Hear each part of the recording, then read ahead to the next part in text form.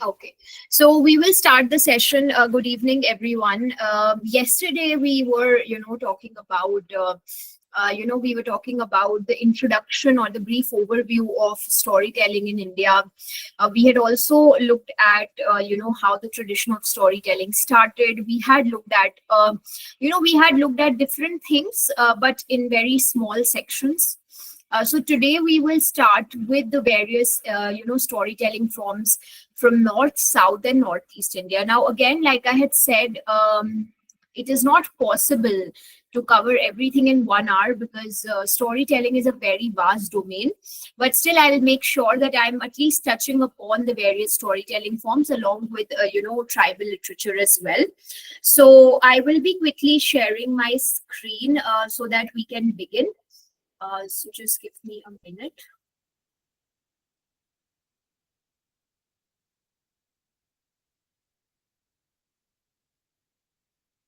I think my screen would be visible now. So we will begin from where we had left yesterday. Now, yesterday, of course, I was, talking about rasa theory. I was talking in detail about, what are the implications of rasa theory. So we had, we were touching upon all these different aspects as well. And these are the different storytelling traditions that we'll be looking at today as well. So yesterday I had talked about the Katha tradition. Now, like I said, Katha tradition is actually there in almost every part of India, but the way it is described can be different. Like in different religions, in different regions, the way Kathas are told can be different for sure. Like Katha in, I had yesterday discussed about Jainism, I had discussed about Vaishnavism, I had discussed about, Puranic texts, how Katha is a collection of layered fables, often giving some kind of moral wisdom as well. And in Katha, there's also sometimes a Katha Vachak. So, like in Puran Pravachan, there's a Puranika. Similarly, in Katha, there's a Katha Vachak. Now, if we see Katha tradition again is becoming very popular these days, we have various, people who are becoming katha vachaks. So like we have somebody like Jaya Kishori, who is not a saint, and she has no problem in admitting that she's not a saint, but yes, she is spreading the word of God. And there have been various people who say that no, for in order to deliver lectures about God, about religion, you should be a saint, you should not be involved in worldly life. But again, that's a different discussion altogether. But we see that many young people are also getting into the domain of storytelling or katha vachak. They are becoming katha vachaks, and they are also implementing modern technologies within storytelling. So for example, they do have online sessions where people from different parts of the world, they gather and they listen to these kathas. Also helps in kind of spreading our Indian knowledge system far and wide, because I feel Indian knowledge system is not just for classroom discussion. I think it has to extend beyond that as well. Dastan Goi we had discussed yesterday, so I will be, I will not come back to this right now. We will perhaps towards the last session, we come back to Dastan Goi again in order to look at the digital media and the revival perspective. Now, of course, I would also want to put a little bit emphasis on rasa theory before I get into, different storytelling forms from across India. So rasa theory, like I said, it evokes emotion through non-verbal and abstract means has only become more important. So rasa serves as a bridge between the inner world of human experience and the outer world of human experience.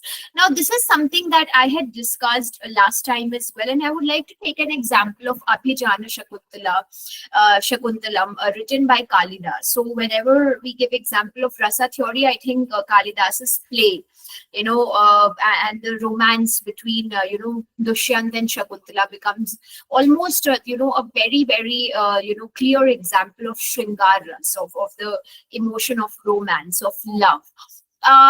And when you're reading that play, I remember reading that play as a master student, and we were actually enacting the play, not so much passively reading it. So I remember when we were reading the play, we could exactly feel the emotions which Shakuntala would have felt at the time when this play was written, or maybe as a woman, the emotion she's feeling, or and the time when Dushyant abandons her, leaves her, and we are there, when they unite at the end. And then different emotions throughout the play, and we can study it through rasa theory. Now, in rasa theory, of course, rasa theory is very detailed, and rasa theory has its own set of criticisms. There have been many Sanskrit scholars who have said that rasa theory is not the ultimate theory which talks about,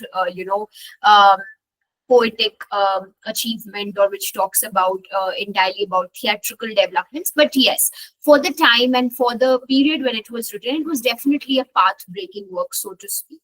Now, rasa theory is basically, if I had to explain it in one line, is the relishing of the emotion. For example, if a play is happening on stage, sometimes the play is so powerful. Like I had given an example of Ram Leela yesterday. Now, in Ram Leela, we all know the story, but we connect to it not because we know the story, but because what's happening on stage is very powerful.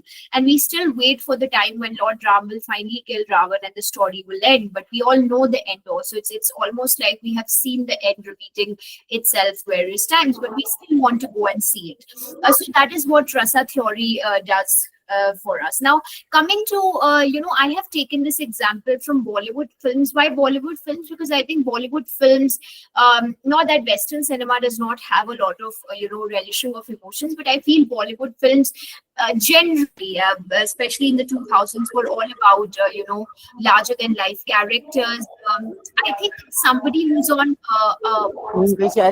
ओ मस्त मस्त yeah, please could मेरे you mute को तो सिर्फ काम रहा है तो उस दिन नहीं आ रहा मैं, लेकिन दौड़ के आता मैं तो yeah, please mute yourself.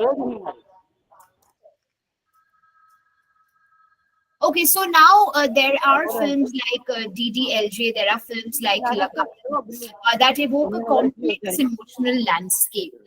So I would also feel that, Bollywood films are a great example. I think there's somebody on mute. Could you please unmute? Could you please mute yourself? It's creating disturbance in the background.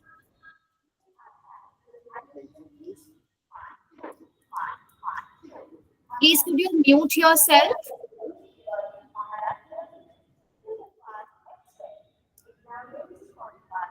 Just a second, please.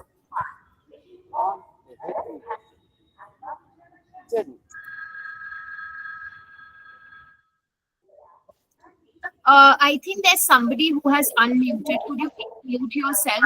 Sunil, I think Sunil Kurada, could you please mute yourself? It's creating disturbance.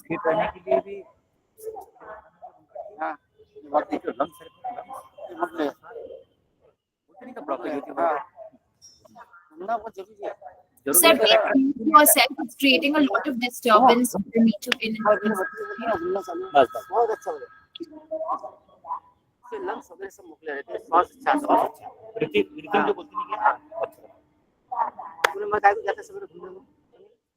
Doctor है तो घंटे जाता हुआ सब वहां जाता ना badminton hall वगैरह 8:30 बजे घर पे आता ना. Okay, I think we'll continue with the question flow. I don't think he's able to hear me right now. Mister Sunil अपना वो जो है बंद करो.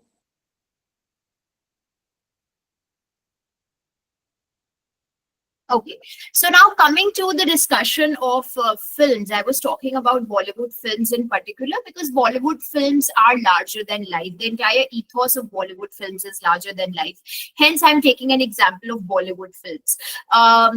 Also, I feel in Bollywood films, there is an element of making characters larger than life because people, they do not want to show characters. Now, of course, they've started showing characters which have the same flaws as we have. And they have tried to make the characters more relatable. But back in the day, Bollywood films were going all out in terms of how they, they had a spectrum of different emotions. Now, I have taken two examples. One, of course, is DDLJ. I've already discussed about it yesterday as well. I've taken Lagan as another example. Now these films actually have intense feelings of love and joy and sorrow, patriotism, and artists like Anish Kapoor, Subodh Gupta, again two very very famous artists, they also employ abstract forms in order to resonate with the emotional and spiritual undercurrents of Indian aesthetics. So I feel there's no dearth of people who are talking about Indian aesthetics, who are talking about Bollywood films. When we talk about films, I feel films connect more with the audience because, like I said yesterday, not everybody is a reader, not everybody is an avid reader. So, hence, everybody is not picking up a book and reading every day. So, when they're watching movies, they feel those emotions. Some people feel it through books, but some largely a very very big population in India feels those emotions through films. So I feel that becomes very important. Also, I think films are a medium where the use of color, the use of form, the use of symbolism, everything is there. It's a very rich sensory experience. So I feel these two movies did that. Like Lagan, for example, is a movie where they are basically fighting against the colonial regime, but in a very unique way by playing a cricket match. And there's so many undercurrents to that film. There's a discussion on the problems of farmers. There's a discussion on how Indians were treated back in the day.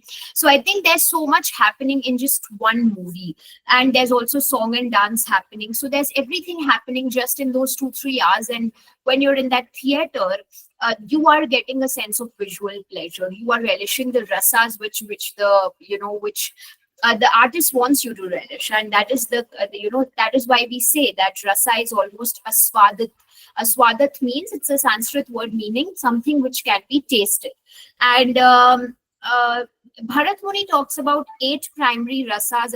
Later on, they had also added a 9th rasa, which is the Shanti, which is Shant rasa. So we we also call it as the Nav rasa now. All the 9 rasa to complete the Alankar in that sense. So now moving forward with rasa theory. Like I said, the model spectator is a saharsar, someone who empathizes with the author, since the success of a performance is measured by whether or not the audience has specific experience. The spectator becomes a vital participant. Now, this is very important.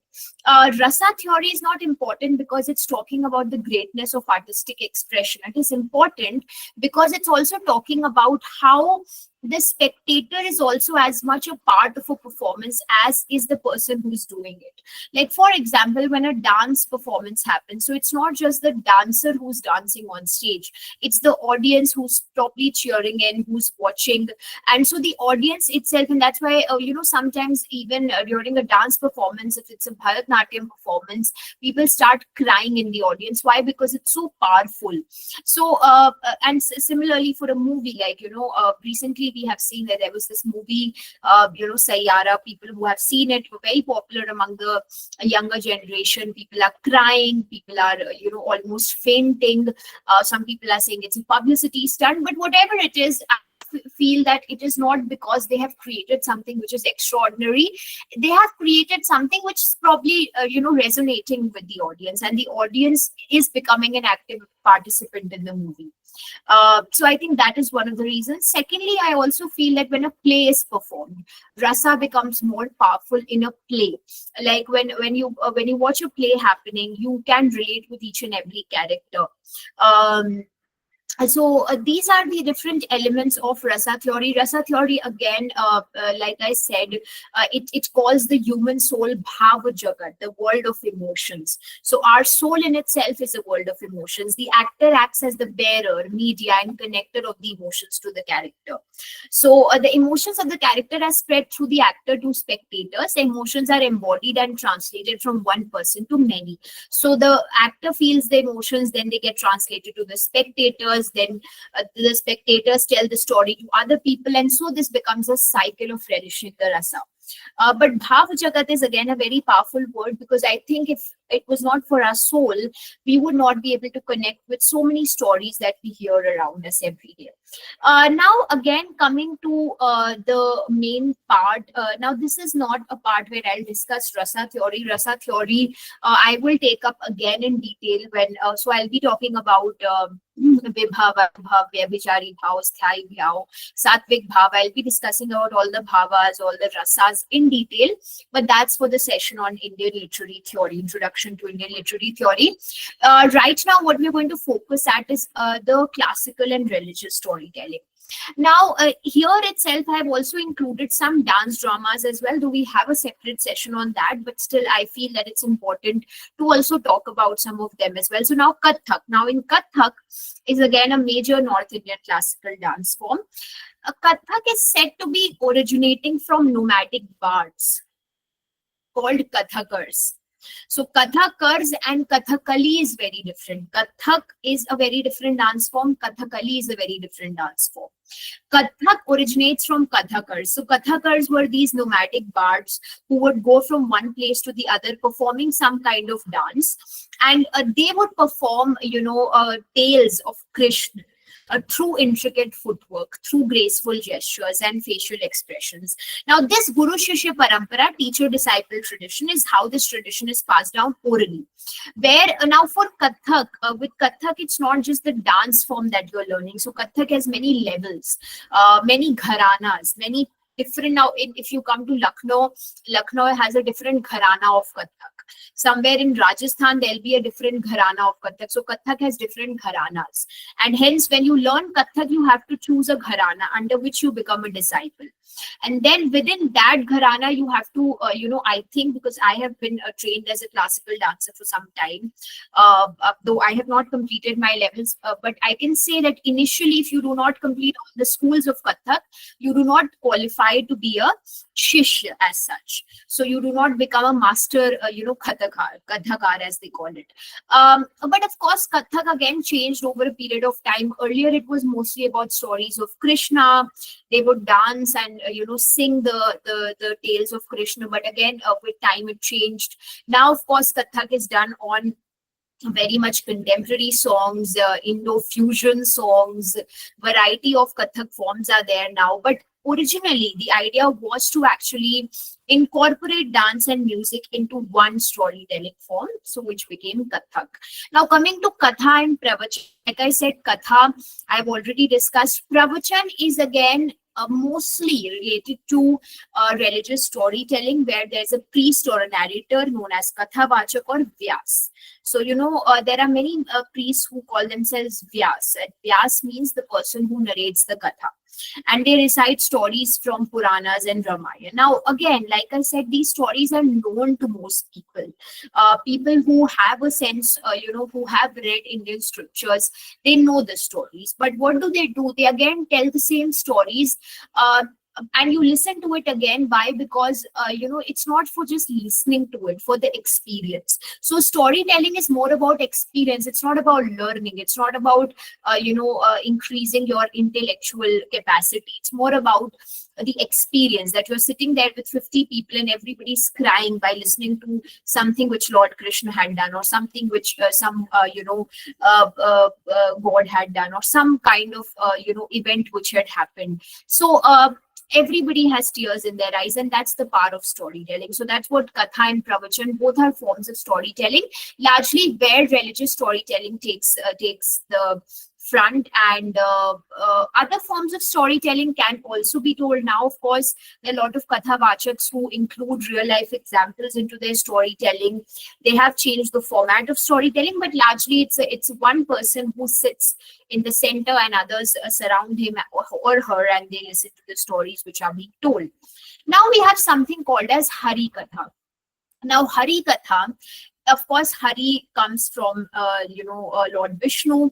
So again, this is a composite art form. It combines storytelling, music, dance, philosophy, and a single performer narrates stories, much like how it happens in Dastan Go. In Dastan Go, though, sometimes you might have other people along with the central Dastan Go. But in Hari Katha, you have a single performer, and the stories are often centered around Lord Vishnu. Then you have Sikh Katha. So in Sikhism, again, there is a religious discourse or sermon that involves expounding on texts from Sikh scriptures. So, it educates the congregation on meanings of the teaching. So again, very much in Buddhism, they have a similar practice. In Jainism, they have a similar practice. So you have the same practice happening in Sikhism, which are, mostly stories or events from the life of Guru Nanak Dev. So these are some of the forms of storytelling. Now I would also come to visual storytelling tradition. So I've discussed Dastan Goi yesterday. I would come to Fard, which is basically a storytelling from Rajasthan. Now, what happens here is, this is more like a painting. It's more like a religious scroll painting, and it is created on a long piece of cloth that acts as a portable temple. Now, what happens is, priest singers called bhopas. Okay, so the people who narrate the stories are called bhopas. They narrate epic stories of regional deities such as Babuji and Dev Narayan as the scroll is unfurled. So it's almost like a big, you can imagine it as a big piece of cloth, and as they keep on narrating the story, the scroll keeps unfurling. So this is again from Rajasthan, again a very unique form of telling stories. Rajasthan again is a very rich cultural, center in India, and Rajasthan has many storytelling forms. Even the folk songs of Rajasthan in themselves tell a story. So if you go to the palaces in Rajasthan, you will see people who do puppet shows within the palace complex, and then they tell you a story through that puppet show. So if sometimes they might talk about very serious topics like child marriage in Rajasthan, but in a very light-hearted way. Very serious topic, but being told in a light-hearted way to the audience who's coming there. Sometimes they talk about the deity, sometimes they talk about the kings and queens. So largely, but Fard, this particular, this Fard storytelling form is more about priest singers who tell the stories of their regional deities like Dev Narayan and Babuji. Now coming to Madhubani and Mithila painting. Now Madhubani, painting, of course, I had to talk about Madhubani and Mithila because these are paintings which are coming from Bihar. And secondly, this folk painting style is known for its intricate patterns and vibrant colors. And we know that the scenes are from Ramayana, and sometimes they also include local folklore, they include village life. They were traditionally created on walls by women. So women play a very important part in this particular storytelling form. Then we have another one called Kawad. Now, Kawad, again coming from Rajasthani tradition, uses a beautifully painted shrine-like wooden box to tell stories as a traveling bard or Kavadiya. So Kavadiya are actually, a group of people. It's a community from Rajasthan, Kavadiya community, which opens and closes the panels of the boxes, and they portray different scenes and plot points from folklores and epics. So it's almost a big box where, different boxes are opened as the plot progresses. Then again, puppetry. Now, puppetry has different forms across India. So in Rajasthan, we call it Kathputli. They are hand puppets, and I just gave you the example of how within the palace context they tell you this very serious topics dealt in a very intricate, detailed form through puppet shows. And these puppet shows are very instant; they don't have a preparation.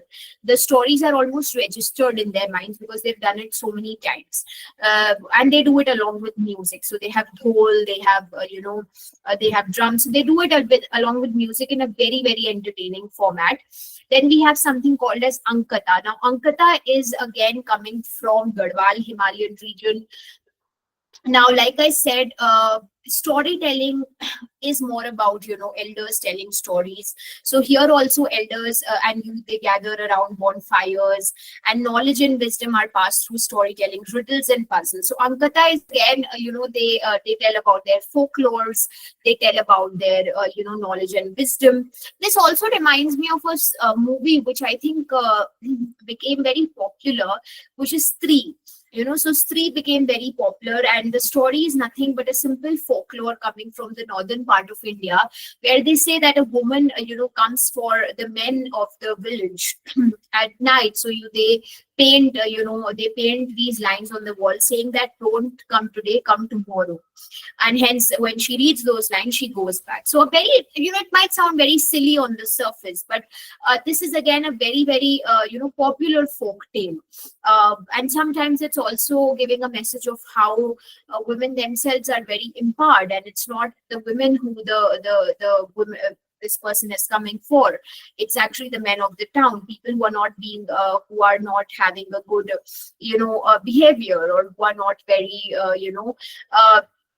or who are not engaging into acts which are very respectful towards the women of the village. So this is a folktale again, which is dealing with social themes. It's not something which they've just made for entertainment. And again, when they translated it into a movie, it became such a popular, now they've made the first part, the second part. So it becomes popular. But again, it's a simple which is being told in a village or somewhere in North India. But again, when it's made into a movie, it becomes extremely popular. So it's resonating with many people. Then coming to Panchtantra. Now, Panchtantra, again, I think we all have read this as kids, and even as adults, the wisdom of Panchtantra lives on. They are animal-centric stories, and they are a staple of Indian folklore. So be it Panchtantra, be it Jataka tales, these are the core of Indian knowledge system. And these stories are very simple. So, even if, let's say, just by looking at the pictures, you can understand what's happening in the story. So they're very rich stories, rich in wisdom. And instead of, telling fairy tales, this was, I think, told to me by one of my professors who used to teach us children's literature. And she said that, instead of telling fairy tales, why not we tell Panchtantra? Why don't we make it an integral form of, children's literature? Because what better than an animal story and, wisdom combined together? And perhaps it is a very good way to, then spread Indian knowledge system, because I think fairy tales also do generate a lot of stereotypes, particularly for girls. They always are about damsel in distress. They are about, a man coming to save a woman, or a woman being saved somehow. So I feel Panchtantra stories are more about, courage, are more about determination, are more about, kindness and love and all of that. So I think, yes, Panchtantra and Jataka tales are an integral part of Indian storytelling. Now coming to the next part, which is the Yakshgan Tala Mandale. Mandale. I'm so sorry for the pronunciation. Now, Yakshgan is, of course, known for its elaborate costumes and vibrant dance forms, has a twin wing of music and extensive dialogues known as Yakshgan Tala Mandale. Tala and Mandala are the music instruments used in the narration. Now, this is a strange synthesis of Harikatha, Kavya Vachan, and mono acting. So, three things combined together makes it Yakshgan Tala Mandale, and this is coming, of course, from Karnataka. Now, like I said, in Karnataka, again, this form becomes very, very popular for two reasons. One is that Yakshgan has also been taken up by many different authors, one of them being Girish Karnad. So, he has also taken extensively, he has talked about the Yakshgan dramatic form. Yakshgan is also very powerful. In the way it is performed, it's very powerful. I do not have a video right now with me, but there was a video where I had seen a Yakshgan being performed, and it's extremely powerful. Then we have Harikatha. Now, Harikatha, I've already told, it translates to the story of Vishnu, is also known as Katha Kala Kshepam, which means to spend time with stories. Now, this is a form coming from south of India. Harikatha is a one-man oral storytelling tradition that has Bhagavat reciting the story of Hari to his audience with contemporary examples and in-depth explanation of shlokas. So Yakshgan, Burra Katha, Kathakali are considered to be adapted from Harikatha. So Yakshgan is coming. So Harikatha is the center of many South Indian storytelling forms. From Harikatha, you are having Yakshgan. From Harikatha, you are having Burra Katha. And from Harikatha, you are having Kathakali as well. Then coming to Burra Katha. Now, in Burra Katha is coming from Andhra Pradesh. So again, musical instrument, Burra, used in the format. Is a folk storytelling format that speaks the language of the folks. it was also popular media during the Indian freedom struggle. So again, like I said, these stories during the Indian freedom struggle, many of these story formats were used because how to motivate people in such distressful times. So hence storytelling becomes a medium for that. So it's a song, dance and dialogue from a storytelling with a Pradhan Kathak accompanied by two Vanthas with respective musical instruments. So now here there are three people. So one is the primary person who actually narrates the stories, and then there are two Vanthas who actually handle the musical instruments. So this is Burra Katha. Now, proceeding further, I do have, tribal folklores. Now, tribal folklores actually should be another session altogether, because tribal literature itself is so intensive that it's very difficult to get into all the details within one session. But let's see how far we can go. So tribal folklores, again, largely they are coming from the northeastern part of India. Of course, there are many tribal folklores from Jharkhand. There are many tribal folklores from other parts of India. But northeast is a part where tribal literature is flourishing a lot. Also because I think they've done a great job, especially northeastern writers have done a great job in disseminating northeastern literature, because back in the day, I think even 10 years back from now, we did not know so much about tribal literature. So it has only happened over a period of time that people have become interested in tribal literature. Now, talking about tribal literature, like we know that Northeast is a beautiful place with an extremely, rich natural landscape. So hence, there are a lot of stories which are narrated related to mountains, rivers, their geographical location. They live in different parts of India's Northeast, and this is of relevance. Why? Because the geographical location of Northeast also plays a very important part in their tribal literature or the tribal folklores that originate from the region. So there's a very popular folklore which goes like that, there's a dead soldier who's actually, sort of guarding the seven sisters. And this is a folk tale which has been made by one of the tribes. If it is true or not, we don't know, but yes, it's again a very popular folk tale. Hills and rivers are not merely landforms to them. They serve as an intrinsic part of the collective psyche of the people of the region. That's number one. They are also a part of several tribal pantheons and are therefore an inseparable part of the very being of the various tribes.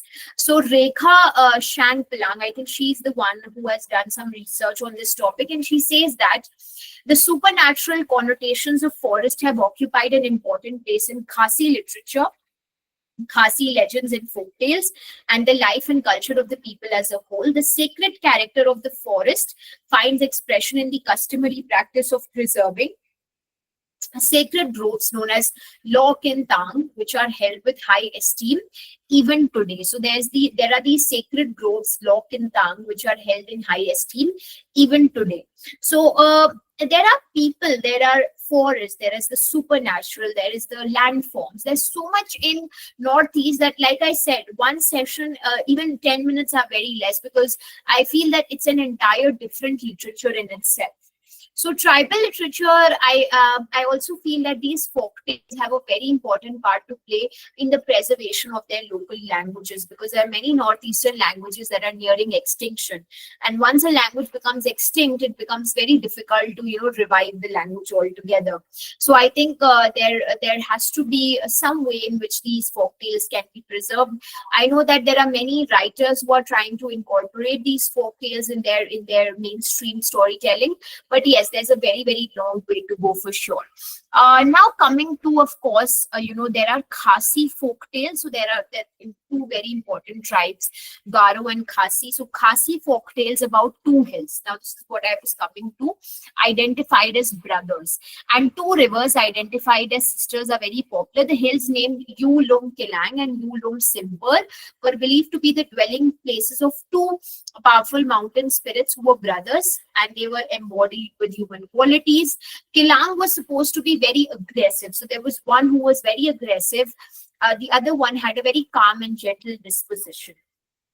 Then one day there was a fierce battle which ensued between the two, ultimately led to their separation. Similarly, there's a popular tale of two rivers, Kalyu and Karnagut. Kalyu and Karnagut also highlights the strain in sisterly relationship. So there's a twin daughters of Lule Shillong, the god of Shillong. These two brother goddesses are believed to have turned into two major rivers in the Khasi Hills. Similar to the two brothers, the two sisters also had different natures. Kalyu was bad-tempered, Karnagot was subdued and pleasant. And the race between them to the forefront, the educational purpose of it, which is to teach people the simple virtue of goodness. So the idea is that no matter how much different we are in our natures, in our behavior, but the idea should be that we should have the innate goodness which is required. Now these are the Lepcha folktale of two rivers. Again, Pista and Ranganeet similarly portrays the two river spirits and the playful challenge that they undertake. Then of course these river spirits are believed to be secretly in love, and when they decide to venture beyond the sacred environs of Kongshen, Kongshlo, Mount Kanchenjunga, again very popular Mount Kanchenjunga, they promise to guide each other. However, the male river spirit Rangneet was competitive and wanted to win the race by all means, whereas Tista, also named by the name of Romnu, was more subdued, milder and pleasant. So Tista wins the race over her lover and do embrace, never to part again. The place where they unite is regarded as a sacred place of confluence by the Lepchas, where they make river offerings to river gods. The folk tales about the origin of river Tuichang in Tripura is similar in nature. And then, of course, we have the Khasi story of Kalyu and Karnagot. Tuichang and her sister Muengi also possessed it. So again, a similar concept. Like I said, that the concept is similar, but the emotion is very different. And all these geographical locations that are present here on the slide, they are very popular geographical locations. And hence, also, the idea of making folk tales about these geographical relations serves a twofold purpose. One, that it helps in the preservation of geography. Second, it also helps in keeping alive the tradition. Like, we all don't even know these names. So when we hear stories about them, it just becomes more relatable to us. And that is the purpose of storytelling at large, to make things more relatable. Now I will proceed further. We will, of course, come back to this again. So I think today we have covered a lot about storytelling. We have talked about detailed storytelling. We have also talked about, the different forms of storytelling. There is something very interesting which also I would like to talk about is, of course, the idea of, again, coming back to the idea of rasa theory, because I think we have some 10-15 minutes left. So I will talk about rasa theory a little bit more. Now in rasa theory, I will come back to the point where I had left. Now, rasa theory again has the determinant, the vibhav, that actually causes the emotion to happen. So vibhav is of two types, Alamban Vibhav and Uddipana Vibhav. Now, this all is not written on the slide, so I'm just, telling this from my own, memory. So there's Alamban Vibhav, there is Uddipana Vibhav. Alamban Vibhav is the one which is the object which is causing the emotion. So in the case of Kalidas's Abhijan Shakuntala, what is causing the emotion? It is Shakuntala, which is evoking a sense of love in Dushyant. So that becomes the Alamban Vibhav. Uddipana Vibhav, in a sense, is of course the environment which is causing that erotic emotion to take place. The environment of the hermitage, the environment of the bees who are buzzing, the smell of the flowers, the soft glow of the moonlight. So everything surrounded is also causing that emotion to become stronger. Hence, the environment and the object both play a very important role in the evocation of the emotion, which again becomes Anubhav. So Vibhav is the is the determinant. Anubhav is the experience. Then we have Sattvic bhavas. Sattvic bhavas are 33 in number. Now these are like trembling. These are like sweating. Like, sometimes you're watching a movie and you suddenly start trembling. You start sweating. Sometimes you start crying as well. So these emotions are again caused by the central emotion of rasa. And again, rasa theory, like I said in the beginning, in order to understand any storytelling form, what becomes crucial is that we understand the core of this theory. Hence, this theoretical perspective is very important. We will also talk about the concept of gunas. We will also talk about the concept of auchitya. We will also talk about the concept of consciousness. So those are the things that we are going to take forward. But before we jump into that, next time when we meet, we are of course going to talk about the basic concepts of Indian literary theory. But again, I would like to come back to this particular topic, which I was discussing yesterday.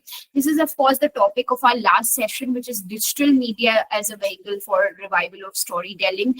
Now, again, digital media plays a very important role, particularly digital humanities, because it helps in archiving these storytelling forms. So earlier, the problem was that we did not have any other method of preserving stories. We did not have any other way to preserve stories, but now we do have, like this session is being recorded. Similarly, when storytelling sessions happen, you can record those sessions, you can put them on YouTube, you can put them on Instagram. So you have so many different tools to do that. So that is of course what happens, that digital media becomes a very important tool of storytelling. Now, of course, I would like to come back to what I was discussing yesterday. There are some of the points which I think there are certain important objectives and questions that arise, and I would want all of you to just maybe you can ponder over these, and you can also try to answer them. The first important question that arises is, how does oral storytelling foster a sense of belonging? Now this question is very important. What I found in my research were two things. One is that belongingness actually comes from the fact that we are listening to stories which have happened, experiences which have happened to our ancestors. For example, there is a story, when you hear about partition. So there's a very popular story which comes to mind, which is Toba Tek Singh. Now, Toba Tek Singh is written by Saadat Hasan Manto. It's about the story of this man who is in a mental asylum in the border, in Pakistan, but when he dies on the border of India and Pakistan. And throughout the story, he keeps saying that, where is my home? Where is my home? Where is the place where I belong? What is happening to me?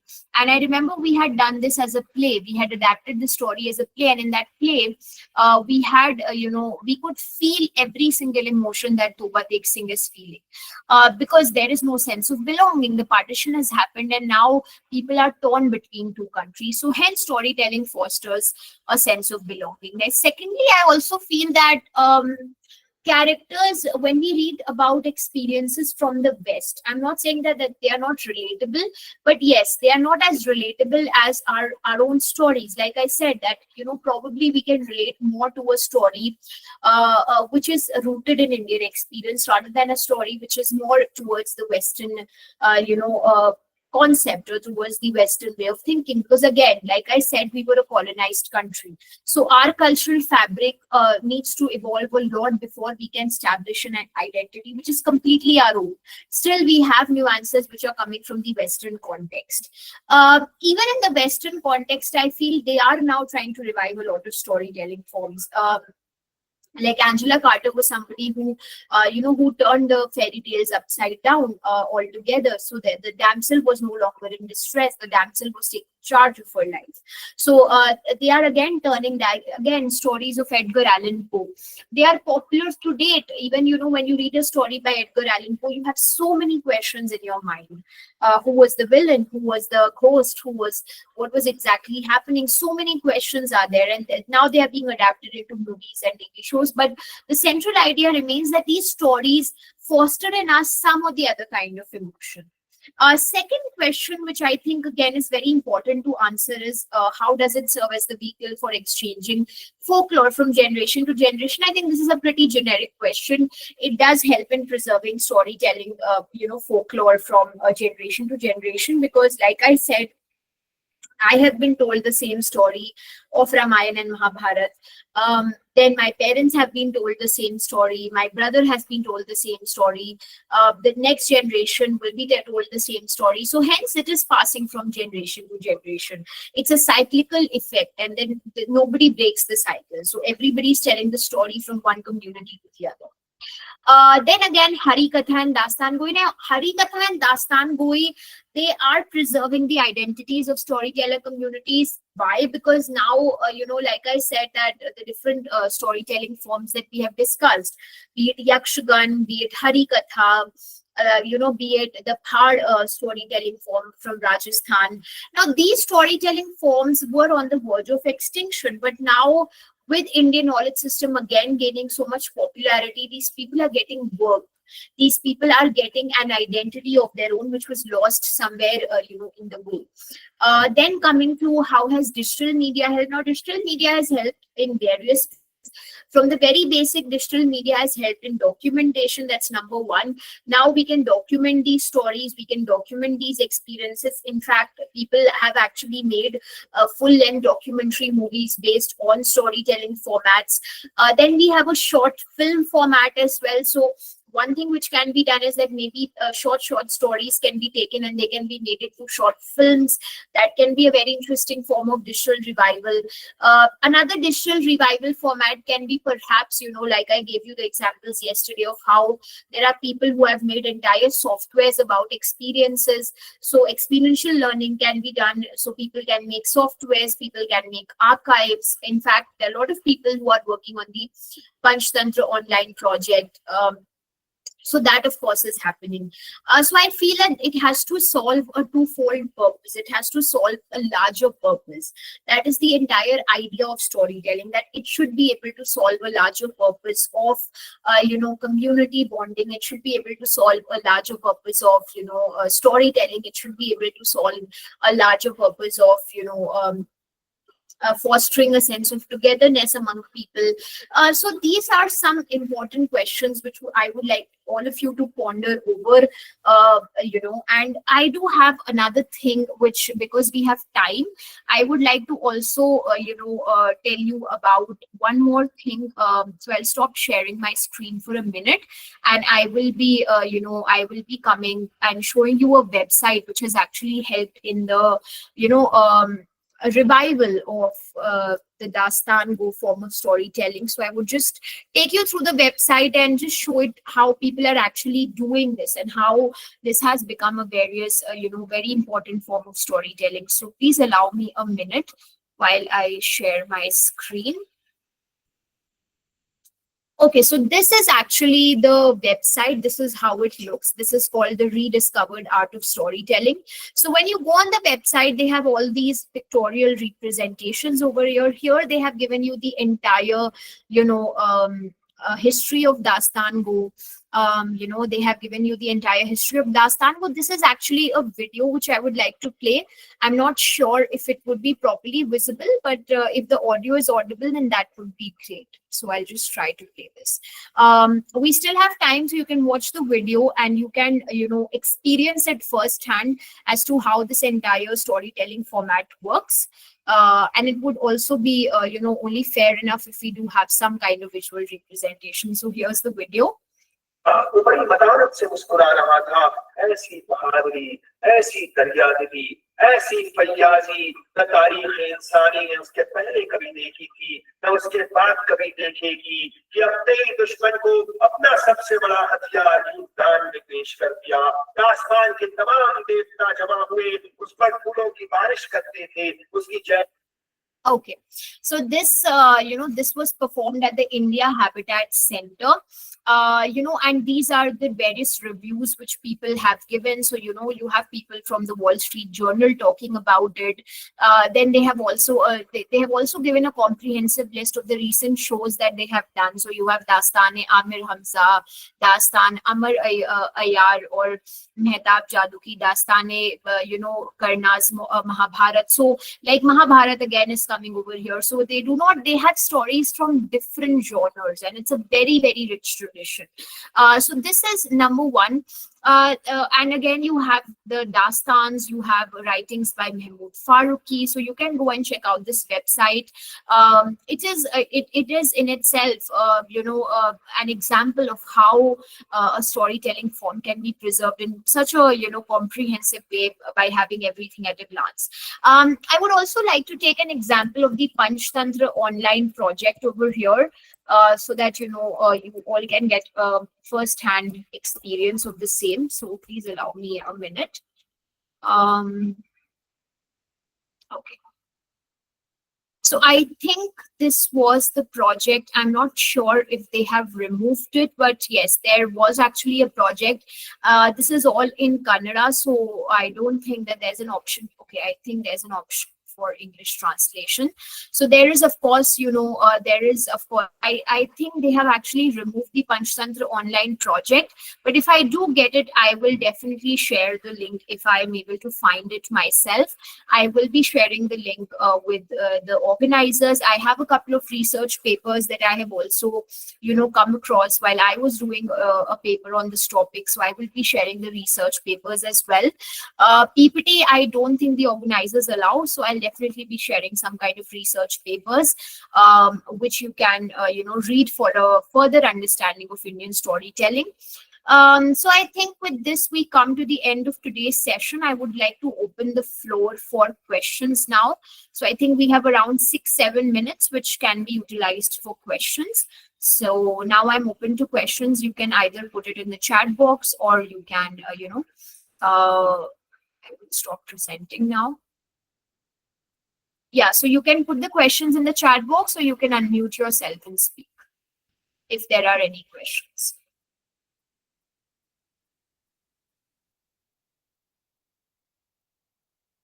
Okay, good references of folklore. I will do that. I do have, some research papers.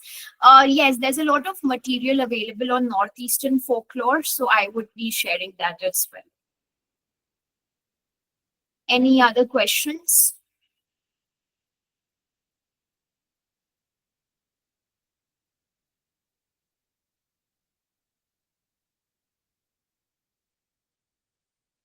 I will be sharing reference materials. I will share a list with Pradyuman sir, and I will be sharing the PDFs with him as well.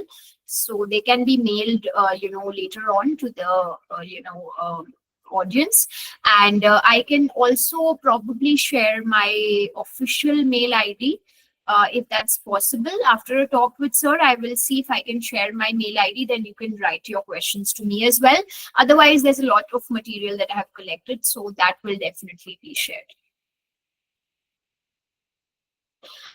Yes, of course, it can be included in school curriculum as well. I feel, school curriculum, I myself have taught at the school level as well.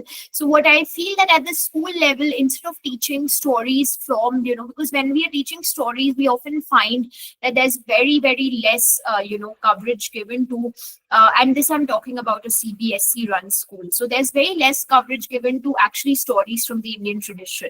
You will not find a lot of stories which are coming from Ramayana, Mahabharata, Panchatantra. All the stories mostly are the stories which we had, read as, kids. They are, mainly stories from different, Western writers and so on and so forth. So I think, yes, school curriculum can have storytelling both in English and in Hindi. Now with the 3-language formula coming in, I think they can have regional storytelling as well. So yes, that can definitely be done. But then again, I think that has to be done from the grassroots level itself, because, school curriculum works on a very set format. So I think CBSE needs to step in and, maybe see how it can be done. Ramayana and Mahabharata evolved. I will see if I can have a little, maybe 2-3 slides on that in the next session about the evolution of Ramayana and Mahabharata. So that I will definitely try to include. Gender-based identity formation. I feel storytelling tradition, most of the stories are talking about a sense of empowerment. They are talking about stories sometimes which are gender neutral as well. So I think when you talk about it through your stories, you can talk about, the importance of respecting all genders. You can talk about the identity perspective. So much can be done through storytelling. So I feel with stories themselves, they have many messages in there. Like I gave you an example of puppetry from Rajasthan. So they talk about a child marriage, but in a very, in a way which is not very serious, but still it drives a message home. So similarly, I think with that, gender identity formation can also be done. Links of digital media platforms which are working to motivate different types of folklores. I will see if there are any platforms which are currently active. So I will definitely be sharing. Women's role in epic as a form is actually another different altogether.